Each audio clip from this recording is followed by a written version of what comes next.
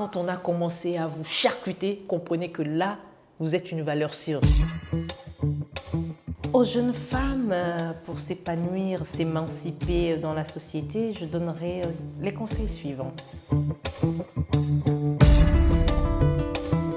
Numéro 1, se former, s'éduquer. Parce que ça va être la base de leur avenir, en ce sens où elles apprendront à faire quelque chose. Deuxième conseil, découvrir son talent. Il est important de découvrir sa vocation, identifier son talent, savoir reconnaître où est-ce qu'on est bon, où est-ce qu'on est fort. Donc, chercher les compétences pour pouvoir valoriser ce talent. Troisièmement, avoir de l'audace. Et ça, je n'arrête pas de dire aux jeunes femmes, il faut avoir l'audace, il faut avoir du cran. La société va me traiter de tous les noms d'oiseaux, mais moi, c'est ce que j'ai envie de faire. Et quel que soit ce qu'on me dira, quel que soit ce dont on me traitera, je sais que c'est là que je veux aller, mais je fonce droit parce que je sais simplement que je ne fais rien de mal, que j'ai juste envie justement d'avancer par rapport à cette conviction ou par rapport à cet objectif. Et je dois aller de l'avant. Il n'empêche que dans ce parcours, dans ce processus, je peux tomber, je peux avoir des échecs, je peux avoir des difficultés, je peux recevoir des coups. Mais quand je me dis que je dois foncer et que ce sont mes convictions, je fonce et j'apprends de mes erreurs ou j'apprends des erreurs des autres dans mon environnement. Donc justement, je quitte l'audace et j'en arrive à la résistance.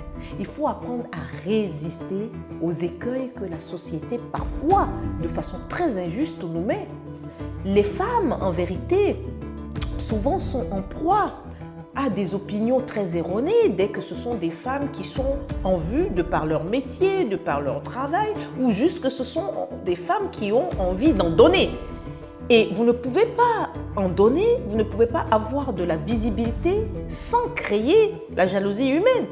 Mais par rapport à ça, si parce que vous êtes femme et votre visibilité dérange à la fois des hommes et vos comparses, et que vous ne vous êtes pas forgé un caractère d'acier, mais vous allez abandonner et malheureusement vous allez perdre votre chance.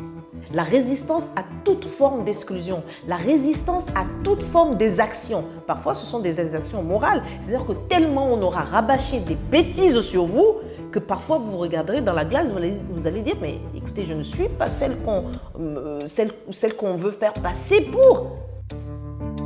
On ne jette la pierre qu'à l'arbre qui porte des fruits. Quand on a commencé à vous charcuter, comprenez que là, vous êtes une valeur sûre. Foncez. Et enfin, il faut garder du cœur. Ne pas oublier que vous êtes une femme. Que vous serez amenée à tempérer à un moment ou à un autre les ardeurs. Que parce que vous êtes une femme, vous ne devez pas perdre ni votre féminité, ni votre humanité, ni votre humanisme. Vous êtes un ensemble d'énergie, de caractère, mais de cœur, de tendresse, d'amour. Vous restez une femme sur ses hauts talons. Vous restez très féminine, très chic. Et ça, il n'y a juste pas de prix à cultiver ensemble ce caractère, je dirais, holistique de ce que c'est que la femme.